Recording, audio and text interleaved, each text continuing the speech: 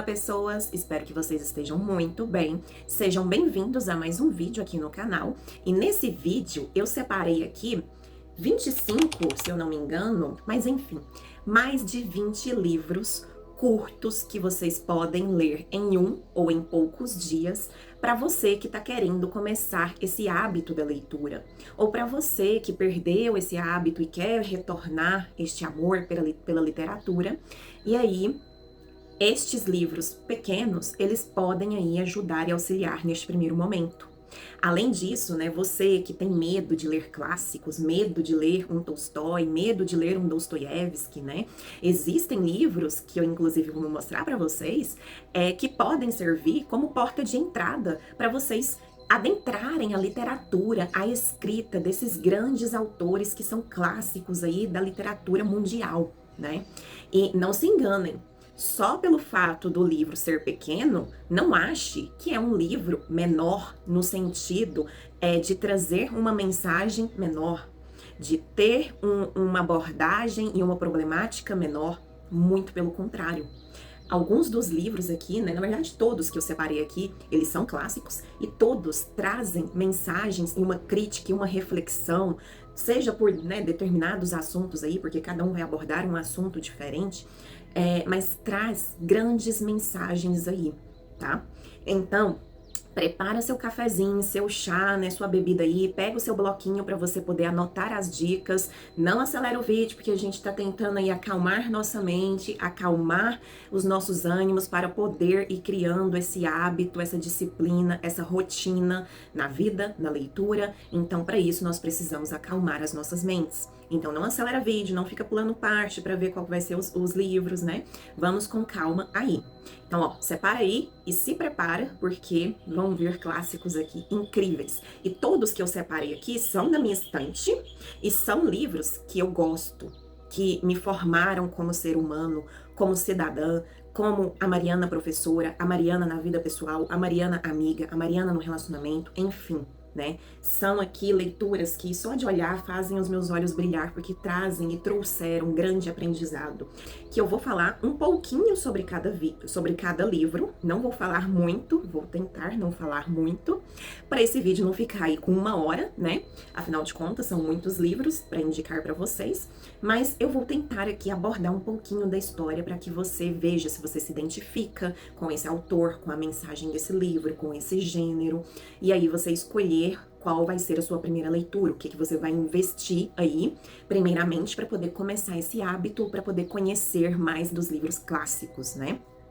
Porque às vezes a gente cria um medo dos livros clássicos, né? Ah, eu não consigo ler tal autor, não consigo ler livro clássico porque é muito difícil. Acalme seu coração, tá? Vou te mostrar aqui que isso é possível, que dá para você fazer. O primeiro livro que eu já vou indicar aqui para vocês, nossa, eu já vou começar com um livro pesado. Esse livro é Os Sofrimentos do Jovem Werther, escrito aí, né, pelo Goethe. É um clássico da literatura. O Goethe era um autor alemão, né? E essa história aqui, ela vai ser narrada pelo próprio Werther através de cartas que ele está enviando para o seu confidente, o seu amigo Guilherme. E a gente não tem a resposta desse amigo ao longo da história, é somente o olhar, a visão, a perspectiva do Werther.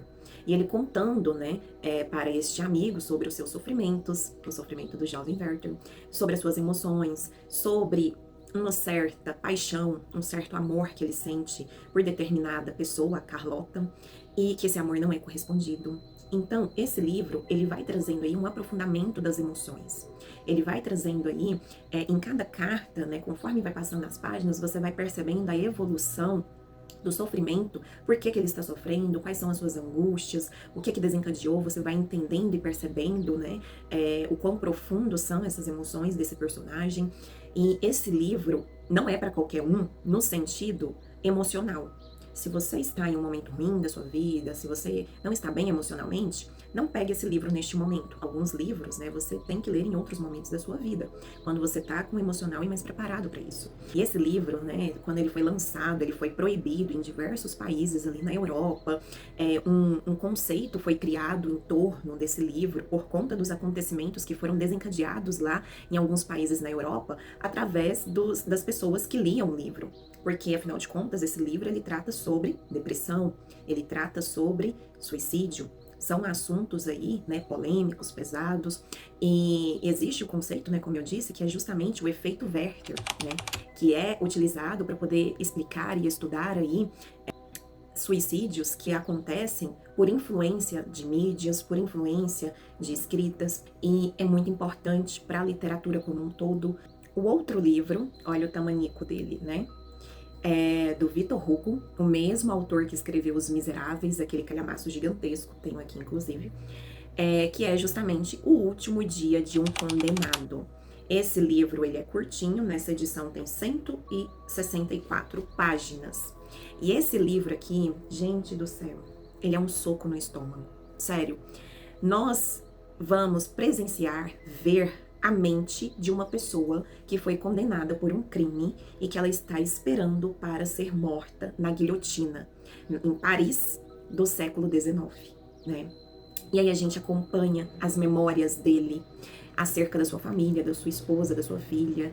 A gente acompanha as memórias da infância dele mesmo. A gente conhece esse personagem profundamente. E aí, conforme nós vamos conhecendo ele, entendendo o que aconteceu, entendendo todas as questões ali, um contexto, um panorama também, né, da França ali do século XIX, onde ele vai abordar sobre as pessoas à sua volta que querem muito a sua morte, e todo o espetáculo, né, que era propagado em torno ali da punição naquele período, né, uma punição em praça pública, guilhotina, enfim. E aí, como o próprio nome diz, né, só que ao invés de ser o último dia, nós vamos acompanhar aqui semanas, né, desse condenado. E é uma escrita que passa rápido, é uma escrita fácil no sentido de ter uma narrativa, né, a maneira como vai narrando ali os fatos, você não percebe o tempo, você não precisa se preocupar tanto com a linguagem, então super acessível nesse sentido. Então esse daqui inclusive é um dos meus favoritos, tá? Super indico, vale super a pena. E Victor Hugo, né, ele era contra a pena de morte e ele já discutia esse assunto lá atrás. E um assunto que é presente, que ainda, né, vira e mexe, volta esse assunto aqui no Brasil, esse assunto relacionando ou pensando na questão dos Estados Unidos, né, a questão da pena de morte. E isso já era debatido ali, ó, 1829, século XIX, tá? E através da mente da própria pessoa que foi condenada. E é sutil, é uma escrita incrível, gente, só leiam, vale super a pena, tá? O próximo livro é justamente Um Conto de Natal, do Charles Dickens. Outro clássico aí, né, Charles Dickens, um autor inglês, ele escreveu diversas obras aí, O Calhamaço, David Copperfield, né, e esse daqui é um dos livros dele, e que esse livro, gente, ele traz um acalento no coração. Diferente, né, dos dois livros anteriores que trazem aí temas mais pesados, né, esse livro aqui, não é que ele não traga uma mensagem, né, importante, vou falar sobre, mas ele acalenta, ele traz aconchego, ele traz esperança, sabe? Foi escrito em 1843 por Charles Dickens, ali na Inglaterra, o auge ali do processo de revolução industrial acontecendo. Então, o contexto histórico é muito importante para entender a produção desse livro. Afinal de contas, Charles Dickens escreveu, né, como uma maneira de criticar a sociedade inglesa naquela época por conta da desigualdade social existente, que era exorbitante ali, né, entre os operários das indústrias, né, e os grandes proprietários ali daquelas indústrias. Mas, enfim, esse livro ele vai trazer a história de um velho ranzinza chamado Scrooge, que ele não acredita no Natal, no espírito natalino, ele não gosta de socializar e de estar com as pessoas, né? Ele realmente se isola, se enclausura ali no seu mundo. E aí, no dia da noite, na véspera de Natal, 3 fantasmas vão visitá-lo e vão fazer com que ele revisite momentos da sua vida, do seu passado. Seja ali na sua infância, da sua família, seja o seu funcionário, e aí nessa parte que mostra a vida do funcionário dele, onde vai ser trabalhada aí a crítica social, a desigualdade social. E aí esse livro ele vai falar sobre isso, ele vai falar sobre empatia, sobre compaixão, sobre perdão, esperança. Então é um livro muito gostoso de ler, a leitura flui muito bem também e traz todas essas discussões, mas de uma maneira também sutil na escrita. Você vai refletindo, você vai percebendo, você vai pensando, mas não é aquele impacto, sabe? No sentido de ser muito forte. essas críticas. E então, assim, é um livro super prazeroso de ler. Tem um filme da Disney, né, um desenho da Disney que também conta essa história aqui. Então, é uma boa dica aí para você começar a ler Charles Dickens e ler um dos clássicos aí da literatura mundial. O próximo livro, né, quarto livro que eu vou indicar aqui para vocês é Sherlock Holmes, um estudo em vermelho, né? É um dos primeiros livros aí, se eu não me engano, o primeiro livro onde aparece esse investigador aí, que é o Sherlock Holmes, né, um dos maiores investigadores da literatura, do cinema, tem série sobre ele, enfim. E ele aparece neste livro. Ele foi escrito, né, pelo Arthur Conan Doyle, e nesse livro aqui, ele vai ser narrado, né, uma parte pelo amigo do Sherlock Holmes, o Watson, e aí a outra parte mostrando as excentricidades, né, do Sherlock Holmes. E ele está investigando um assassinato. Um homem que foi encontrado o corpo dele e ele está com uma feição de terror, mas não tem manchas, não tem sangue, ninguém consegue descobrir o que aconteceu. E esse livro aqui, ele é muito marcante da época também, porque o próprio Sherlock Holmes, ele utiliza, né, da ciência para poder investigar ali os acontecimentos, os crimes que ele tem que investigar. E esse livro foi escrito no século XIX, no momento ali que está se refundando, né, se reconstruindo um novo conceito de ciência, que é estudado e trabalhado ali em sociologia. E aí, nesse contexto histórico que os países, né, a intelectualidade está discutindo sobre a ciência, sobre principalmente ali as leis da natureza, né, e como utilizar as leis da natureza em todas as áreas científicas, esse personagem ele é criado pelo Conan Doyle e é um personagem que vai abordar essa questão aí, né, da ciência. O próprio livro fala que ele utiliza a metodologia científica e a lógica dedutiva para solucionar seus casos, né? Então, vai trazer esse plano de fundo aí, de formação aí, da metodologia científica no século XIX. Quem é meu aluno já ouviu falar muito sobre isso. E por haver aí um assassinato, uma investigação, né, gera aquele suspense, gera aquela curiosidade, né, conforme a gente vai lendo, é como se fosse um quebra-cabeça se montando ali, o que será que aconteceu, quem matou, né? O quinto livro, se eu não me engano, o quinto livro que eu indico é esse daqui, Homens em Guerra. O autor é o Andreas Latzko, não sei pronunciar, não sei se é assim que se pronuncia. E, gente, esse livro aqui, ele também é um soco no estômago, sério. Ele foi lançado em 1917, ele vai contar e retratar ao longo de 6 contos, né? Então tem 6 histórias aqui, são curtinhas as histórias. Mas, gente, não se engane, cada história aqui é grotesca, é bizarra, ela traz e retrata a barbaridade humana de uma forma que você fica abismado. Vai contar então, né, a vivência aí das pessoas que estiveram diretamente ligadas à Primeira Guerra Mundial. E esse livro ele foi proibido de ser publicado na época que ele foi escrito, justamente porque o contexto histórico da época era o quê? De construir a ideia de um soldado heróico, de heroicizar, divinizar até a ideia de você ir para a guerra, de você se tornar um soldado que está lutando pela sua pátria, pela sua nação, e construindo todo um discurso em torno disso, né, de glorificação, de grandeza. E esse livro, ele mostra, na verdade, a realidade do fronte, a realidade dos hospitais, a realidade dos soldados ali, mutilados, com transtornos, né, emocionais por conta dos traumas da guerra. Gente, de verdade, teve um momento, um conto aqui, que eu tive que parar de ler e esperar uns dias para continuar, porque me causou sensação mesmo de mal-estar físico. Me deu estômago ruim, eu fiquei mal, porque é muito impactante, é muito forte as histórias aqui.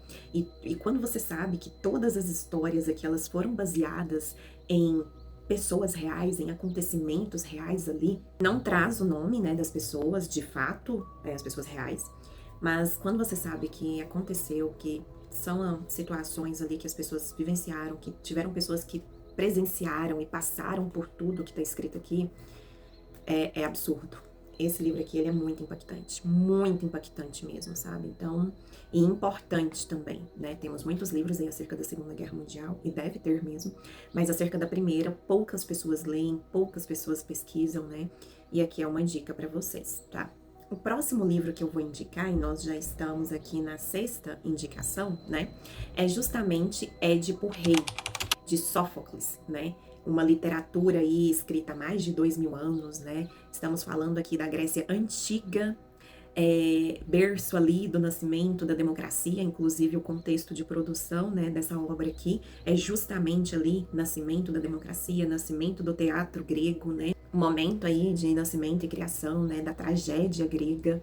E esse livro aqui, ele é escrito em formato de peça de teatro, né, porque afinal de contas era apresentado lá, né, nas grandes ágoras, nas praças públicas, essas peças teatrais.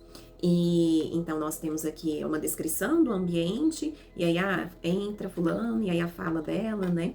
É uma leitura rápido e fácil de se fazer, e traz uma mensagem gigantesca, né? Um livro estudado por muitos pesquisadores, né?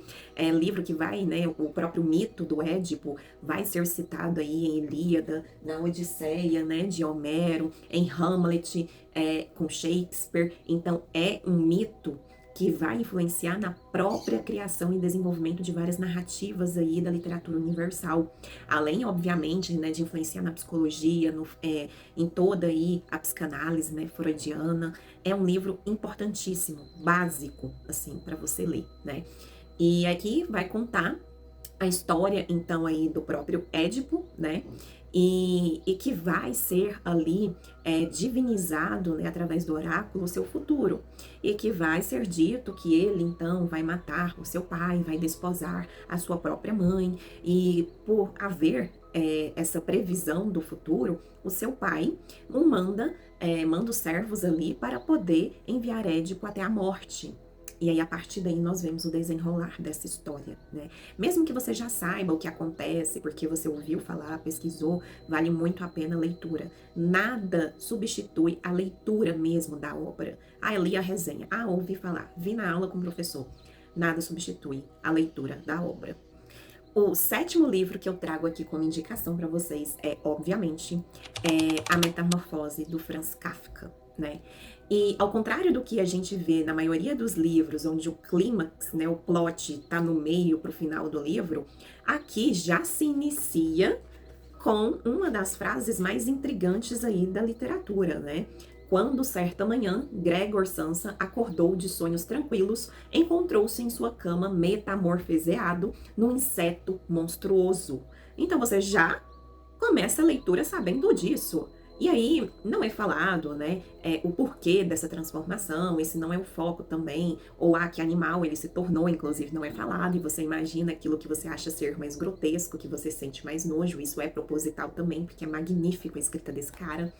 E aí, a partir disso, ele como homem de família, como ali uma pessoa que tem responsabilidades no trabalho, né? Ele vai pensar novas formas de sustento para a família, ele vai pensar em como justificar as faltas no trabalho, né? Faz a gente refletir aí sobre a sociedade contemporânea, a relação do homem com relação ao seu trabalho, ao seu ofício.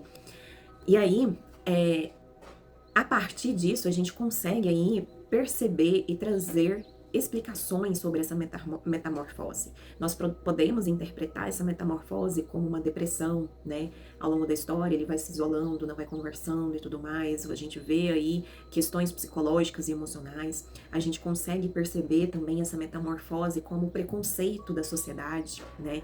E a partir do momento que há o estereótipo, que há o preconceito, você causa a metamorfose no outro, né? A transformação do outro em algo monstruoso. E aí esse outro, ele acaba introjetando e acreditando que ele é esse monstro.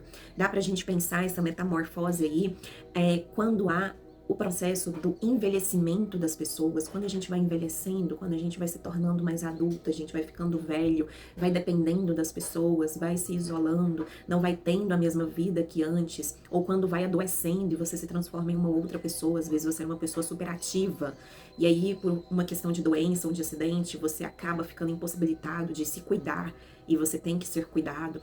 Gente, essa metamorfose, ela pode ser vista de tantas formas, e são formas que faz a gente pensar e refletir tanto sobre a humanidade.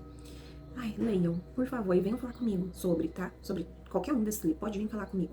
Ah, eu já sei do que se trata a história, eu já sei como finaliza. Nada substitui a leitura da obra, tá? Vamos manter esse mantra. O próximo livro, né, que eu trago aqui pra vocês, já estamos na 8ª indicação. Nossa, e tem muitos livros ainda, gente. É justamente O Velho e o Mar, do Ernest Hemingway. Esse livro aqui vai contar a história de um pescador que ele, né, tem anos que ele não pesca nada, ele é visto ali pelas pessoas como um miserável, um coitado, e ele se vê dessa forma, né? Até que um dia ele vai para o mar e ele consegue pegar um dos maiores peixes, né? Que já poderia ter sido pego ali. E aí, o restante da narrativa vai contando os fatos da luta dele com esse peixe, por ser tão grande. Ele está ali em um pequeno barco e o peixe é maior que o barco, né? E aí, essa agonia dele, essa luta, essa perspicácia em ele conseguir ali levar o peixe, né, até a praia, e no meio do caminho, tubarões vão começar a tentar pegar o peixe e ir mordendo partes do peixe, então ele luta com o tubarão também. E, enfim, lendo a história, né, você vai descobrir o que vai acontecer, você vai descobrir aí os acontecimentos. Mas uma das mensagens, né, que dá pra gente retirar deste livro aqui é justamente porque ele foi escrito em um formato de metáfora. E aí vão ter pessoas que vão entender como uma metáfora da própria vida, né, do Hemingway como escritor, uma metáfora para a arte, para o processo de produção artística aí, ou uma metáfora para a luta entre o ser humano e a natureza, né, como tornar essa relação do homem e da natureza aí saudável. Mas quando eu li, para mim esse livro, e é uma das interpretações, né, é uma metáfora para a vida. Momento aí da sua vida que você se sente inferior, que você se sente menor, não capaz, e aí você tem que, através, né, do seu emocional, através de você mesmo, lutar para poder alcançar determinadas coisas, insistir, continuar aí sendo perspicaz, né, no caminho da vida, da existência, não só de coisas materiais, de trabalho, enfim, né, mas a própria luta interna, a própria luta emocional, a própria luta da existência do ser humano, da vida. Então, para mim, esse livro ele traz essa mensagem. E quando você finaliza o livro, você constrói, você reflete essa metáfora na sua cabeça. A próxima indicação, a 9ª indicação, é esse livro aqui do John Steinbeck, Ratos e Homens. Gente, esse livro aqui, quando eu li também, foi um impacto potente.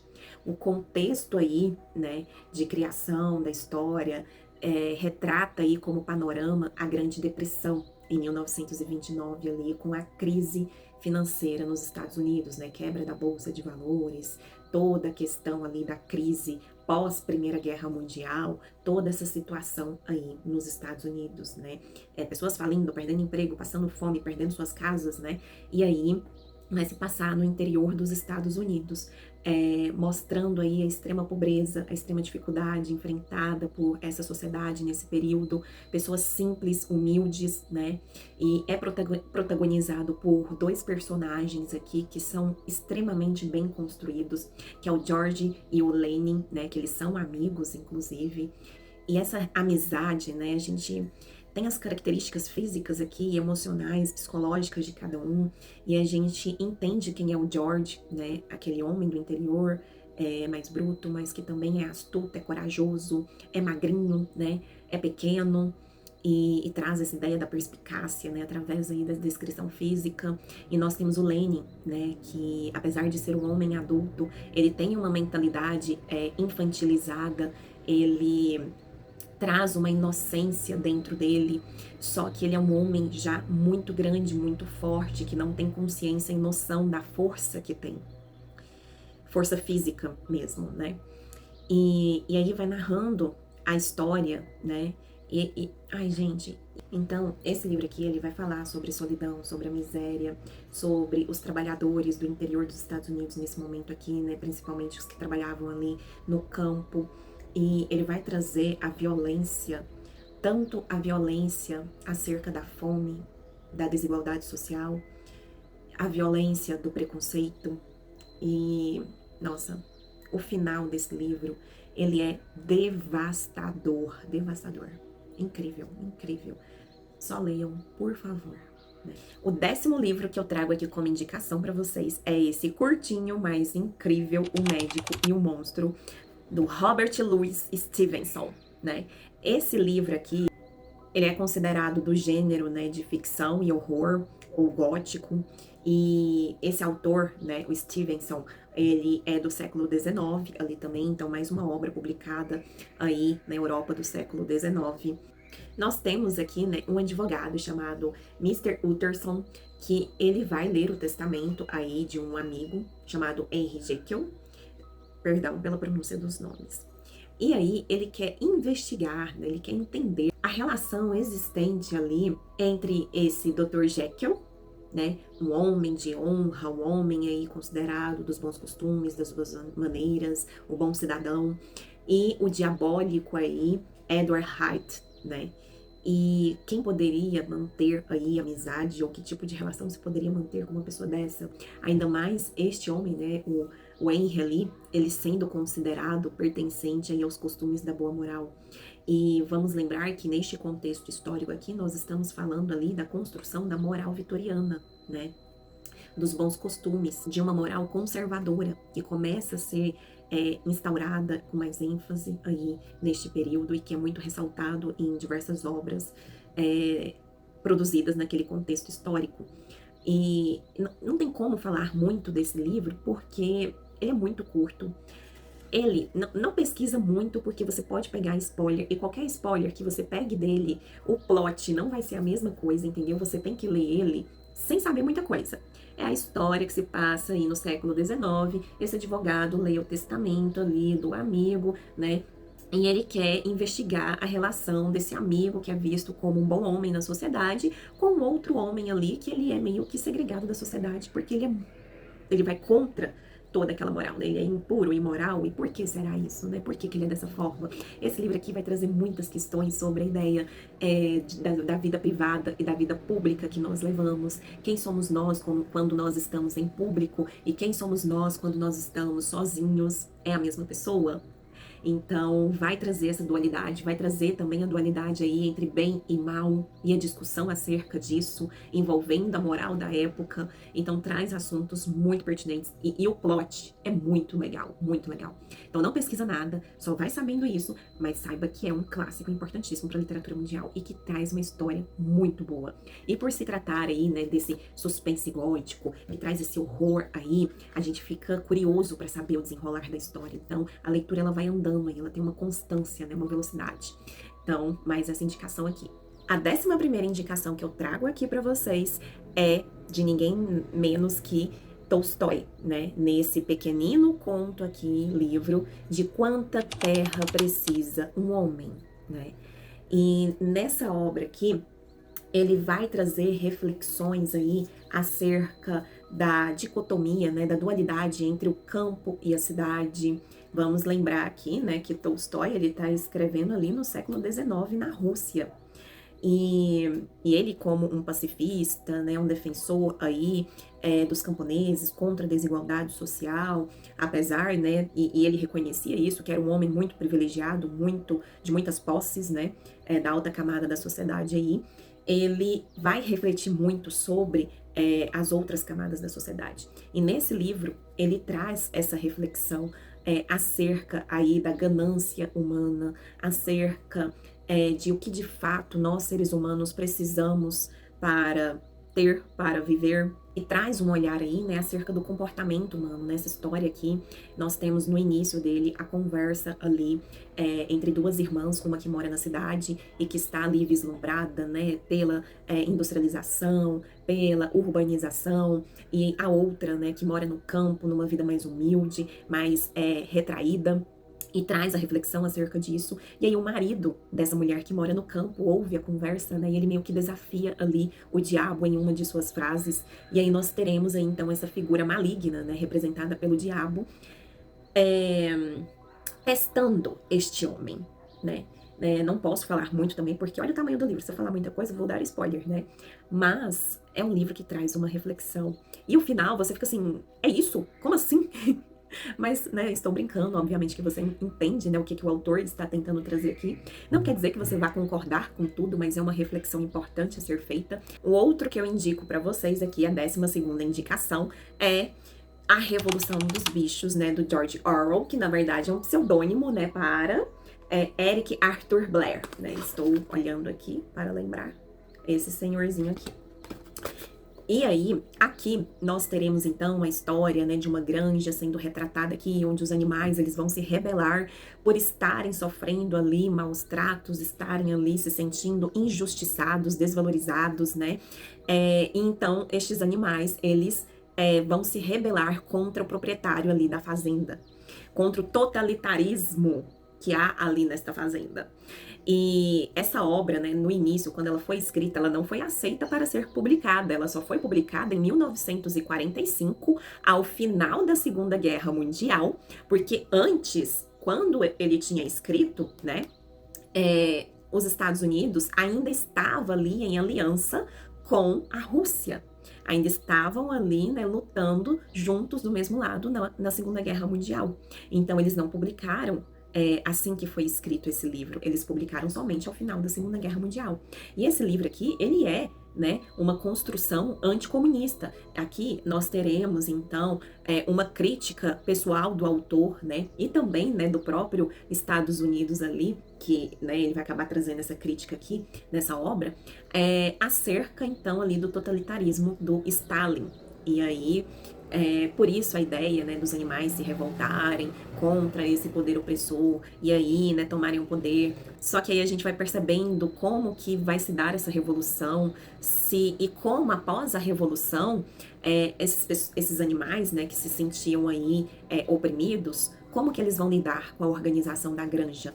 Como que eles vão lidar com os outros animais? Que tipo de governo, né? Eles vão oprimir igual eram oprimidos? Eles vão modificar essa escala aí? O que vai acontecer? Então, nesse livro nós teremos aí o desenrolar dessa história, que é magnífico, né? E é uma fábula que vai trazer aí todo essa crítica e esse questionamento acerca ali do totalitarismo. Eu sei que tá longo o vídeo, mas permaneça aí. Ó, o outro livro, né, o 12º que eu trago aqui para vocês, é justamente uma obra da Agatha Christie, O Assassinato no Expresso do Oriente. Essa mulher aqui, ela escreveu, assim, mas, se eu não me engano, 89 livros que trazem aí investigação, né, policial, que trazem investigação com alguns dos investigadores, personagens dela. Mas ela escreveu demais, tem uma literatura vasta, gigantesca, né? Eu já li 3 livros dela, só que são um pouquinho maiores.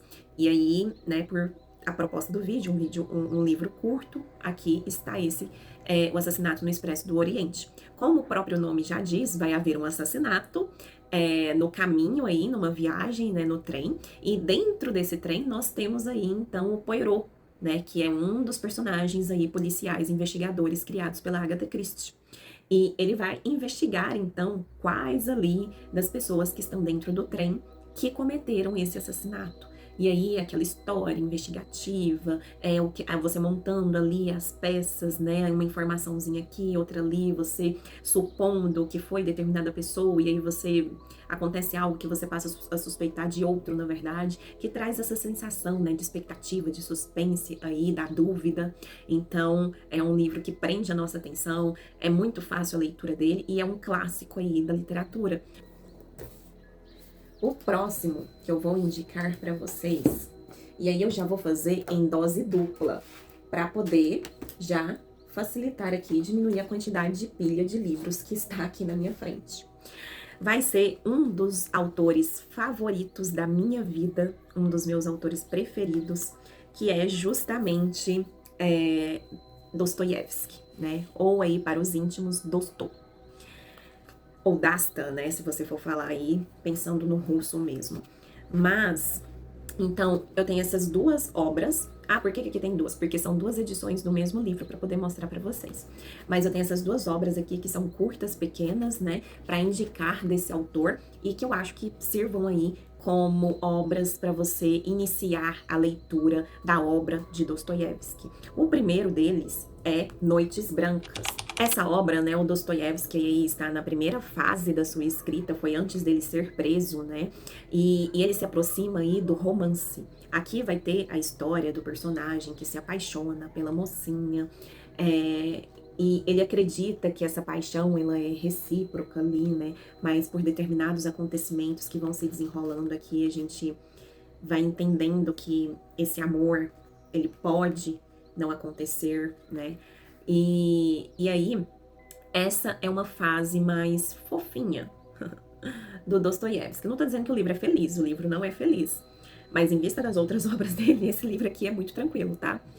E o outro livro que eu indico, né, que eu tenho 2 edições aqui dessa obra, é Memórias do Subsolo, do Dostoiévski também, só que assim, já em uma outra fase do Dostoiévski, inclusive um momento aí, né, que vai ser crucial para ele se consagrar como grande romancista, escritor que ele é. Dentro desse livro aqui, a gente já vai entender muitas das coisas, né? Ele serve como uma base de entendimento do pensamento do Dostoiévski para quando ele vai escrever ali Os Irmãos Karamazov, Os Demônios, né? Outras obras aí gigantescas dele, tanto literalmente em tamanho físico quanto, né, na sua grandeza aí de escrita, mas que nós percebemos já as influências, né, dessa escrita desses livros posteriormente aqui neste subsolo, com este personagem que está neste subsolo. E aqui as questões filosóficas, elas são enormes, né? As discussões aqui que dá pra gente tirar tanto da filosofia, da psicologia, né? Abordando aí a psique humana. Tanto que muitos, né, vão falar que o personagem aqui, ele é um homem universal, no sentido de que todos se identificam em algum momento da vida com esse personagem aqui, porque isso faz parte da vida, da existência do ser, né, da alma. É dividida em 2 partes aqui, né? A primeira é o do subsolo, no qual se encontra, então, esse personagem, né? E nós não sabemos o nome desse personagem, isso é o mais genial, ele não tem um nome, porque ele pode ser eu, ele pode ser você, ele pode ser qualquer um, né? Então, os momentos que a gente vai se identificar com ele não serão poucos. E essa identificação nem sempre é positiva, né? Na verdade, aqui, muito raro, porque esse livro ele vai abordar o mais grotesco até do ser humano, né? Os seus monstros, os seus medos, os seus traumas. Esse livro vai entrar em diálogo com isso, com o seu emocional. Então, também esteja, né, emocionalmente preparado para enfrentar isso, porque tem muitas das coisas, né, nós não queremos enfrentar em nós mesmos, nós não queremos assumir em nós mesmos. E aí, tudo isso que nós não gostamos em nós é colocado em um personagem e nós lemos e nós identificamos aspectos, semelhanças com esse personagem. E esse processo de identificação, ele vai causando aí emoções e sensações na gente. Então, escolha o momento adequado. Não indico como, você não é leitor, pegar ele como primeiro livro para você ler. Vai com calma, tá? Mas pegue-o em algum momento. O outro livro que eu trago aqui para vocês é esse livro aqui que eu li e eu amei ele na época que eu li também, preciso reler inclusive, que é justamente A Ilha do Dr. Moreau, né? E que foi escrito pelo A.G.G. Wells. Eu descobri esse livro aqui assistindo uma série da Netflix, série chamada Orphan Black. Gente, essa série, as primeiras temporadas, ela é incrível. E aí, em um dos episódios lá, a protagonista, né, ela vai e fala sobre esse livro. E aí eu fiquei super curiosa na época, e eu peguei, comprei, li e classicão, entendeu? Um dos favoritos. Então aqui, né, nós teremos a história, aí um romance, né, de ficção científica. E aqui acontece um naufrágio, né, um barco afunda, e aí o personagem, ele vai para essa ilha aqui, e ele acaba conhecendo esse Dr. Moreau. E conforme ele vai conhecendo ele, nós vamos percebendo, ele é doutor de quê? O que é que ele pesquisa? Qual é a ciência dele? Por que essa ilha é dele? O que ele faz nessa ilha? E aqui vai trazer, né, discussões importantíssimas. Estamos falando aqui do século XIX, construção da metodologia científica, construção de uma refundação aí da ciência, né? Aqui nós então teremos aí, né, toda uma discussão acerca do positivismo, darwinismo social, o cientificismo, né, a moral dentro disso, até que ponto o ser humano pode ir para poder alterar a natureza, para modificar a natureza. Existem limites? Qual é esse limite do bem e do mal dentro da ciência, né? A ideia de progresso, a ciência, ela sempre leva somente ao progresso? Será? E aí, ou até que custo, né? Até que preço nós, seres humanos, utilizamos da ciência para poder desenvolver aí e evoluir. Então, vai trazer muito desses assuntos, vai trazer aí toda a ideia da filosofia pessimista também, né? A ideia de que talvez as coisas, elas na verdade são ruins mesmo e elas não vão melhorar mesmo. Enfim, traz várias discussões que dá para tirar daqui. Esse outro clássico aqui é Sempre Vivemos no Castelo, da Shirley Jackson, né? Uma autora aí que vai escrever dentro do gênero, então, do horror, do terror, do suspense, né? E ela escreveu um outro livro que agora me fugiu à mente, mas que inclusive a Netflix fez uma série sobre esse outro livro dela, que é Assombração da Casa da Colina. Eu acho que esse é o título do livro, e eu não sei se a Netflix manteve esse título. Eu assisti a série, mas eu me esqueci. Eu vou deixar aqui o livro da Shirley Jackson e a série, né, que é muito bom também, tá? E nesse daqui, nós teremos então a história de uma família que está tentando ali viver em harmonia até que uma das integrantes ali, a Constance, ela vai ser acusada de um crime pela sociedade. E nesse livro, no desenrolar dele, nós vamos percebendo aí assuntos relacionados à própria questão de como é pensado a mulher, de como é pensado o feminino, de como é pensada a psique feminina também, e como essa mulher, ela é julgada na sociedade, né? E as reações dessa mulher nessa sociedade. E é encarado esse livro como um livro, né, de terror aí, justamente pela forma como é descrito esses acontecimentos, como é descrita a história que vai se desenrolar aqui, que nós vamos nos aprofundando na psique dessa personagem Constance, entendendo seus horrores internos aí, né? E ao mesmo tempo que nós entendemos e que nós vamos conhecendo o emocional dessa personagem, a gente consegue pensar também no emocional coletivo da sociedade em volta ali. Então, é muito bom esse livro, leiam. E é interessante, né, incluir leituras aí de autoras, mulheres, ter esse repertório também, porque vai trazer uma outra perspectiva, um outro olhar, né? E ainda mais dentro do terror, né? Que não costuma se ver tanto livro falado sobre mulheres que escreveram dentro desse gênero, enfim, né? Então, mais uma indicação aí para você. O outro livro que eu vou indicar aqui para vocês, o 19º livro já, é esse daqui. Ele é pouco falado, né? Eu vejo aí pelo BookTube as pessoas, né?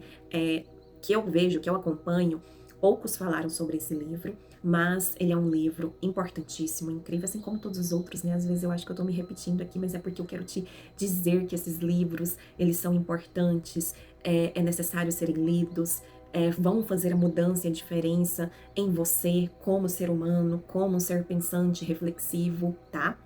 Então, esse daqui se chama Cachorro Velho, escrito pela Teresa Cardenas. Não sei se é assim que se pronuncia. Esse livro, ele vai trazer o relato de um senhor, já idoso então, né, que está vivenciando o processo de escravidão ali no território de Cuba.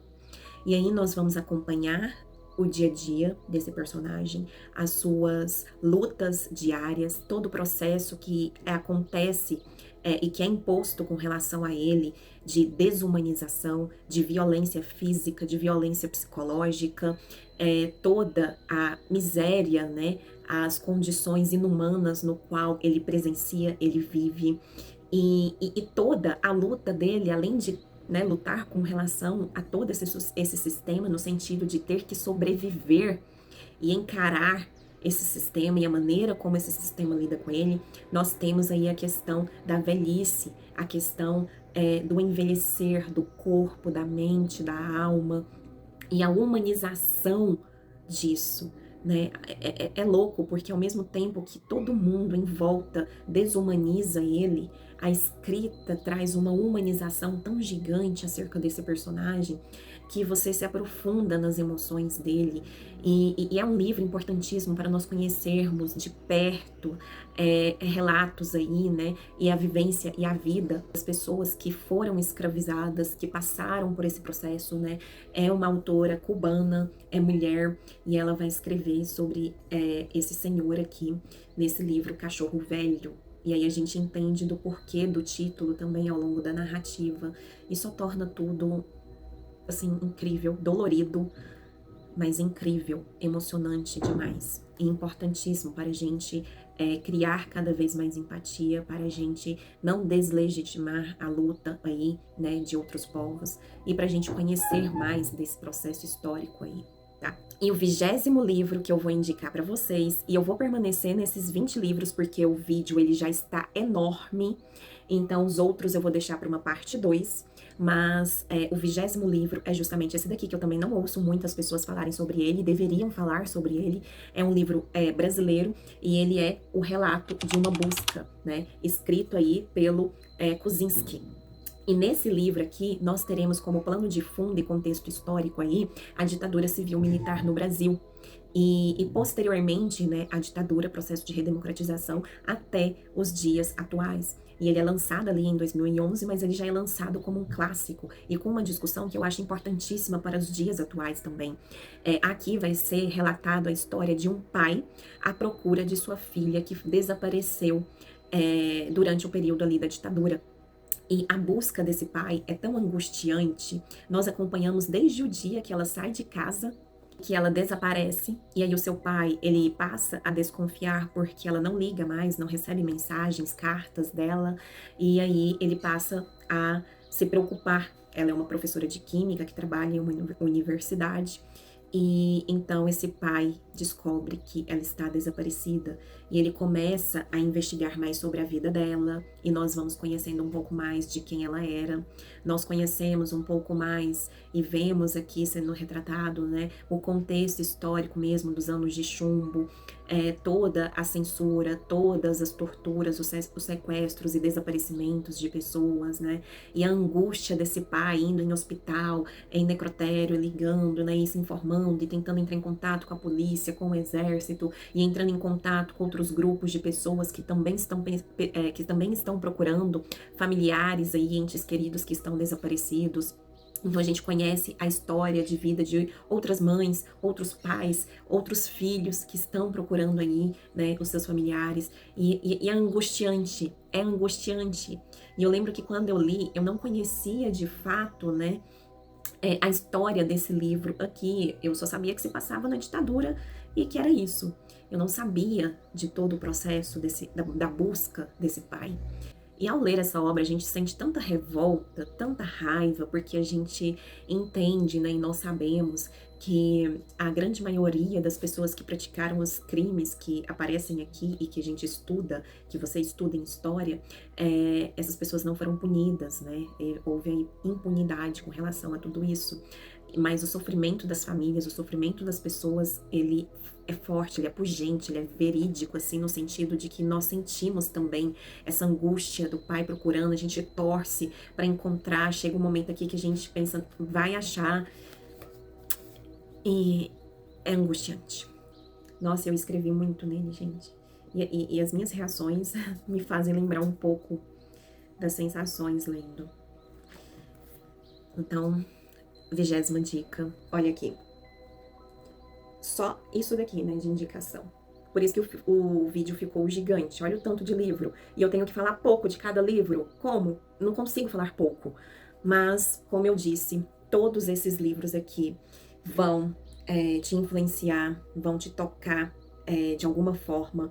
São importantes, são escritas que são acessíveis para que você adentre aí aos clássicos, né? E as discussões e críticas e reflexões que esses livros aqui trazem. Então, está aí. Escolha aqueles que você mais gostou. Se tiver dúvida com relação... Ai, deixa eu pôr aqui que tá pesado. Se tiver dúvida com relação a algum livro, pode me mandar aqui nos comentários, pode mandar mensagem também, que eu respondo. E aí eu gravo uma parte 2 com o restante dos livros que sobraram. E tem mais livros que dá pra indicar, né? Outros eu li de biblioteca, eu tô esperando chegar, que eu comprei, para poder, então, fazer essa parte 2. Mas muito obrigada a você que ficou até aqui. Eu espero que esse vídeo ajude você a iniciar aí a sua leitura, a iniciar o seu hábito, a você se apaixonar por algum autor, por alguma escrita, por algum gênero, tá? E se isso acontecer, me fale. Se você ler algum desses livros, me conta, né, se você gostou. E até o próximo vídeo, então.